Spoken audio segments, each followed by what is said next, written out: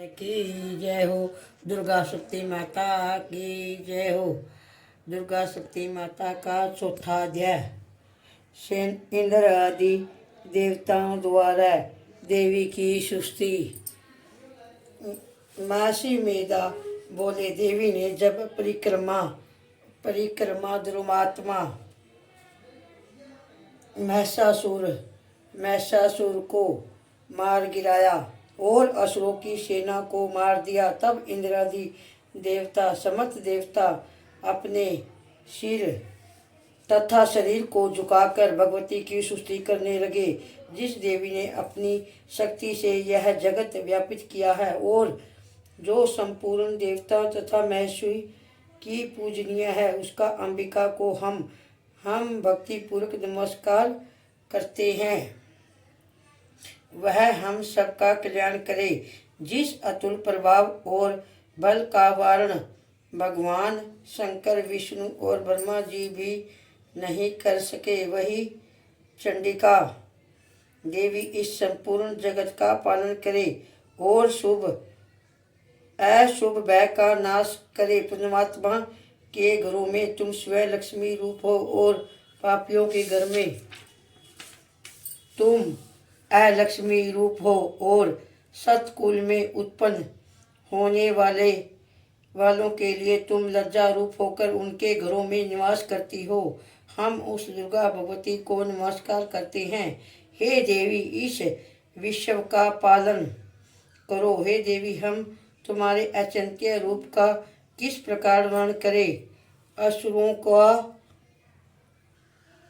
का करने वाली भारी परिक्रमा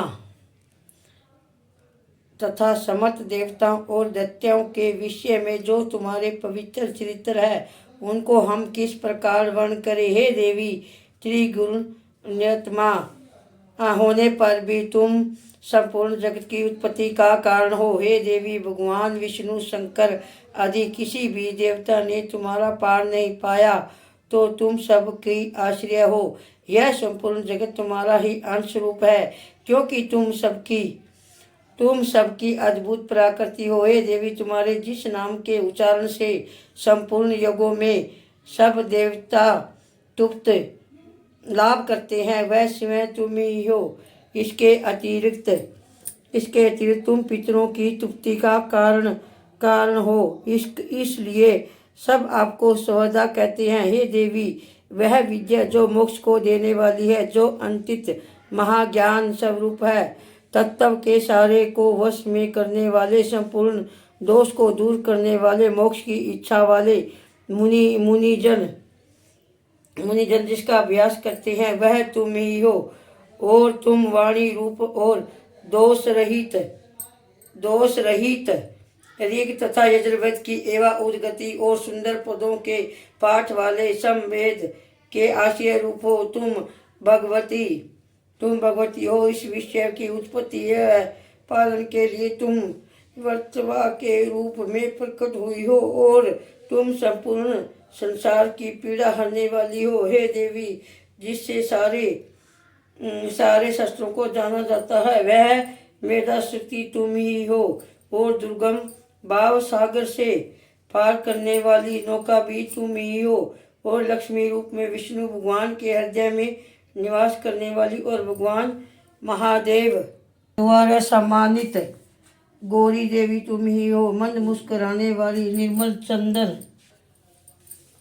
पूर्ण चंद्र भम के समान और उत्तम संपूर्ण की मनोहर कृति से कामनीय तुम्हारे मुख को देखकर भी महिषासुर क्रोध में भर गए। वह बड़े आश्चर्य की बात है। और हे देवी, तुम्हारा यही मुख जब क्रोध में भर गया हो, तो उदय काल में चंद्रमा के भांति लाल हो गया और तनी हुई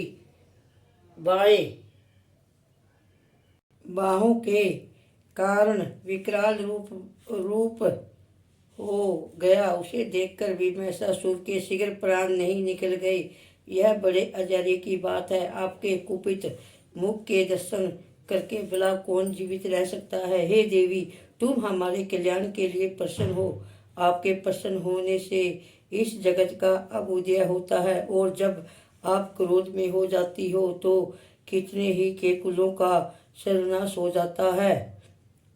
यह हमने अभी अभी जाना है कि जब तुमने महिषासुर की बहुत बड़ी सेना को देखते देखते मार दिया। हे देवी, सदा अबुद्धि प्रताप देने वाली तुम जिस पर प्रसन्न हो जाती हो वही देश में सम्मानित होते हैं। उनके धन यश की वृद्धि होती है, उनका धर्म कभी भी शिथिल नहीं होता है और उनके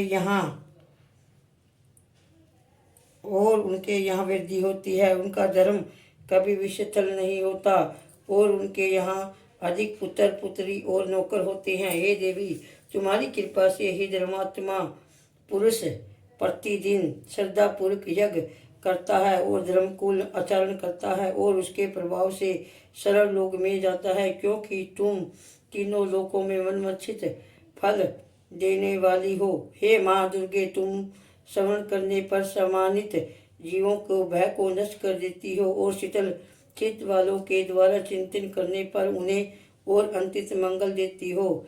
हे दरिद्र दुख नाशनी देवी, तुम्हारे सिवाय दूसरा कौन है? तुम्हारे चित्त सदा दूसरों के उपकार में लगा रहता है। हे देवी, तुमने शत्रुओं को इसलिए मारती है कि उनके मरने से दूसरों को सुख मिलता है। वह चाहे नरक में जाने के लिए चिरकाल तक पाप करते रहे, किंतु तुम्हारे साथ युद्ध करके सीधे स्वर्ग को जाए, इसलिए तुम उनका वध करती हो। हे देवी, क्या तुम दुष्ट पात्र मात्र से समस्त असुरों को भस्म नहीं कर सकती? अवश्य ही कर सकती हूँ, किंतु तुम्हारे शत्रुओं को शस्त्रों के द्वारा मारना इसलिए है कि शस्त्रों के द्वारा मरकर वह स्वर्ग को जाए। इस तरह से ही हे देवी, उन शत्रुओं के प्रति भी तुम्हारे विचार उत्तम है। हे देवी, तुम्हारे उग्र खड़क की चमक से और त्रिशूल की नोक की क्रांति की किरणों से असुरों की आंखें फूट नहीं गई। उसका कारण यह था कि वही किरणों से शोभायमान तुम्हारे चंद्रमा के समान आनंद प्रदान करने वाले सुंदर मुख को देख रहे थे। हे देवी, तुम्हारा शील बुरे वर्तमान को दूर करने वाला है और सबसे अधिक तुम्हारा रूप है, जो न तो कभी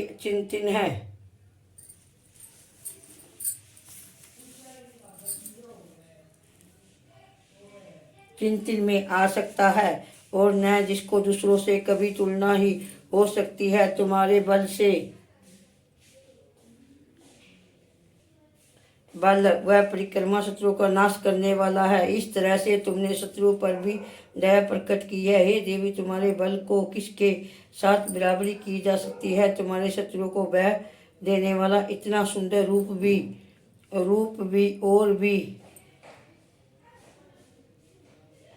किसका है? हृदय में कृपा और युद्ध में निष्ठा, यह दोनों बातें तीनों लोकों में केवल तुम्ही में देखने में आई है। हे माता, युद्ध भूमि में शत्रुओं को मारकर तुमने उन्हें स्वर्ग लोक में पहुंचाया है। इस तरह से तीनों लोकों को तुमने रक्षा की है तथा उन 29 असुरों से जो हम भय था इसको भी तुमने दूर किया है। तुमको हमारा नमस्कार। हे देवी, तुम शूल तथा खड्ग से हमारी रक्षा करो तथा घंटा की ध्वनि से धनुष के टकोर से भी रक्षा करो।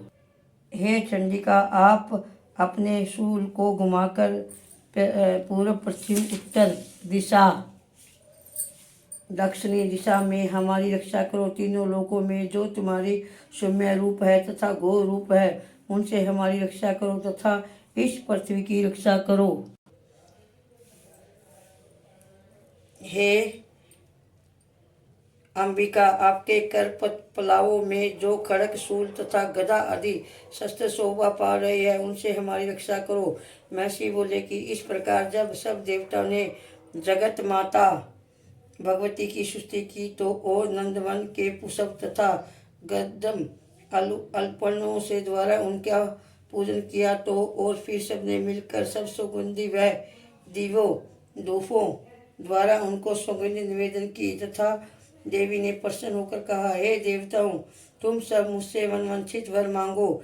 देवता बोले, हे भगवती, तुमने हमारा सब कुछ कार्य कर दिया है, अब हमारे लिए कुछ भी मांगना शेष नहीं रहा, क्योंकि तुमने हमारे शत्रु महिषासुर को मार डाला है। हे महेश्वरी, तुम इस पर भी यदि हमें कोई वर देना चाहती हो तो बस इतना वर दे दो कि जब जब हम आपको स्मरण करें तब तब आप हमारी विपत्तियों का हरण करने के लिए हमें दर्शन दिया करो।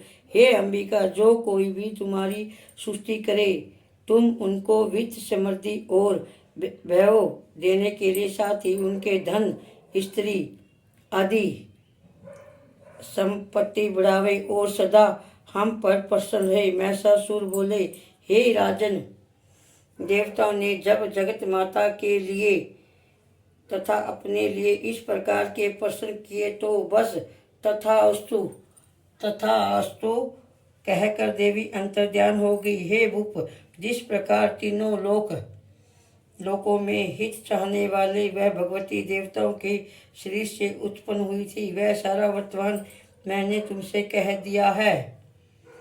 और उसके पश्चात दुष्ट असुरों तथा शुभ निशुभ का वध करने और सब लोगों को रक्षा करने के लिए जिस प्रकार गौरी देवी के शरीर से उत्पन्न हुई थी, वह सारा वर्तमान मैंने तथा वस्तु